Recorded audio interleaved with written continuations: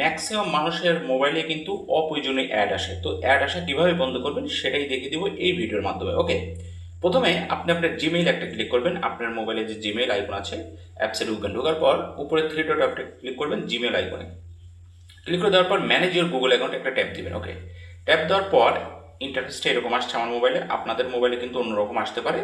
যেরকম ইন্টারফেসে আসুক আপনি এখান থেকে ডাটা অ্যান্ড প্রাইভেসি অপশনটি খুঁজে বের করবেন। ওকে, তো ডাটা অ্যান্ড প্রাইভেসিটা একটা ক্লিক করে দিলাম। ক্লিক করে দেওয়ার পর একটু নিচের দিকে আসবেন, নিচের দিকে বেশি থাকে, হ্যাঁ চলে আসছে দেখেন মাই অ্যাড সেন্টার, এখানে একটা ক্লিক করে দেবেন। ওকে, মাই অ্যাড সেন্টারে ক্লিক করে দেওয়ার পর উপরে দেখেন পার্সোনালাইজড অ্যাডস, এটা অন থাকবে, আপনারা অফ করে দিবেন। তো আমি ক্লিক করে দিলাম। ক্লিক করে দেওয়ার পর নিচের দিকে দেখেন টার্ন অফ আছে, তো এখানে একটা ট্যাপ দিয়ে দিবেন। ট্যাপ দেওয়ার সাথে সাথেই কিন্তু অফ হয়ে যাবে, অর্থাৎ অ্যাড আসা কিন্তু বন্ধ হয়ে যাবে। তো এখানে অলরেডি কিন্তু টিকমার্ক চলে আসছে, গট ইট একটা ক্লিক করে দিবেন। গট ইট নিচের দিকে থাকবে। তো এখানে একটু খেয়াল করে দেখেন উপরের দিকে personalised ads of, already of হয়ে গেছে।